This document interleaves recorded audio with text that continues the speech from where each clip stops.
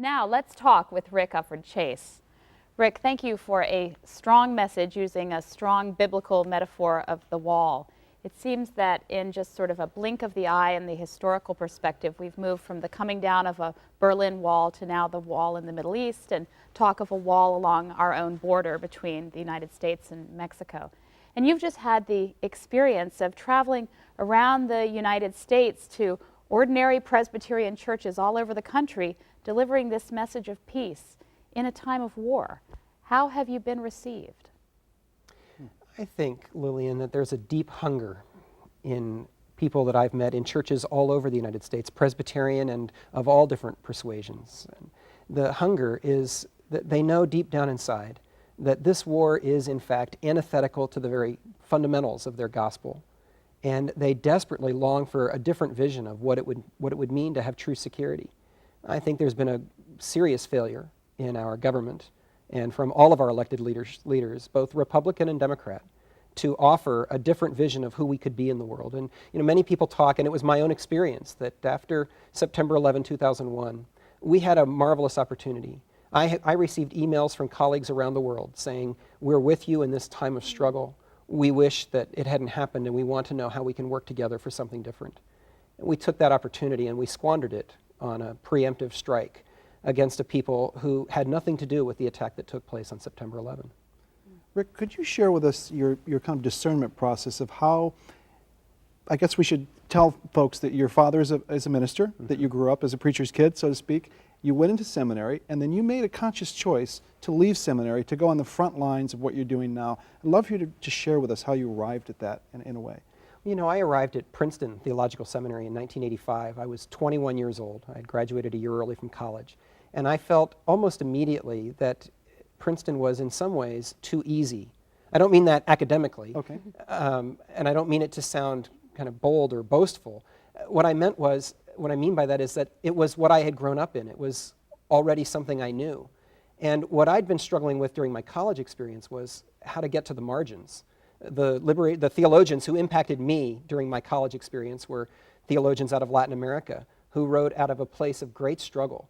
And they wrote about a gospel that was really written and conceived with the poorest of the poor in mind, the kind of folks that we saw earlier in your segment in Africa. And so I was looking for how to get to those places. And that's not easy for many of us who are people of privilege to do.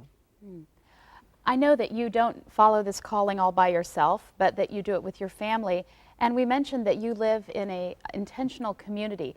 Some of our viewers may wonder, what is an intentional community and what does your community look like? Yeah, most folks chuckle and talk about communes and shades of the 60s. Yeah. It doesn't involve drugs, and it doesn't involve any tie-dye.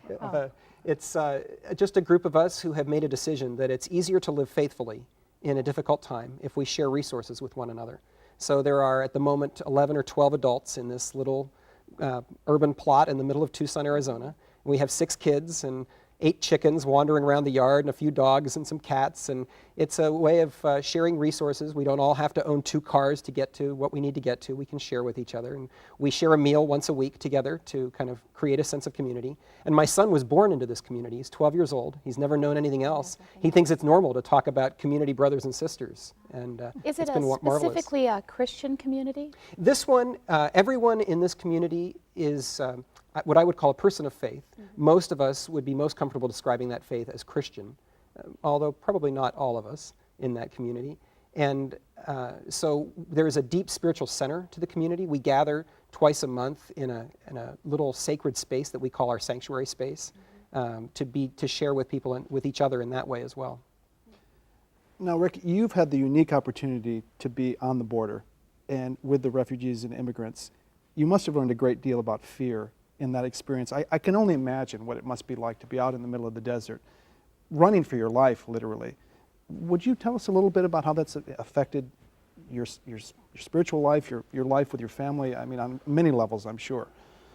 The border is a place of beauty, and the reason it's such a beautiful place is because it's possible, if one is committed to doing it, to stand with a foot in both worlds on the border, to keep a foot in the world of privilege that I grew up in, and I'm not trying to escape. It's a part of who I am.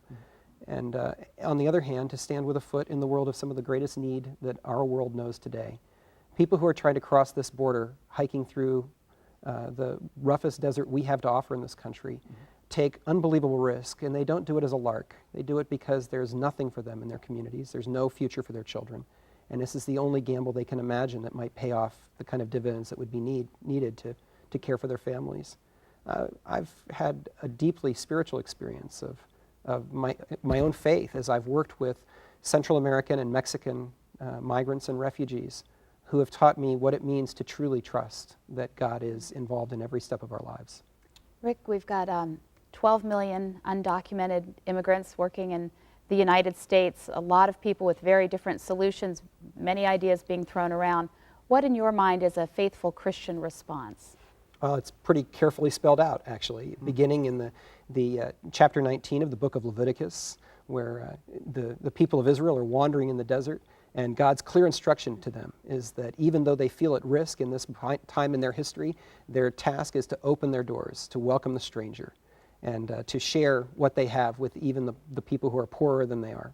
It's carried on then as through the prophetic tradition and certainly into Jesus' ministry, when over and over again Jesus is teaching, particularly in Matthew 25, I was hungry, you fed me. I was thirsty, you gave me something to drink. I was a stranger and you welcomed me.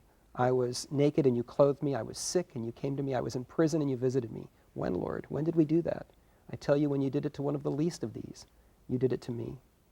So is your sense, Rick, that we only have about 30 seconds left, is the dialogue in our country moving in a positive direction? And is there hope that there's going to be some solutions on the horizon? Oh, Daniel, I wish. Yeah. No, I have to say that every year that I've been on the border, the situation has gotten worse. I wish that our churches were the bold churches that we're called to be as followers of Jesus, and they were standing up for the rights of undocumented folks. It's not what I see, and the task is huge. Well, thank you for your work on the borders and for what you do in the name of the church, Rick. Thank you, Lillian.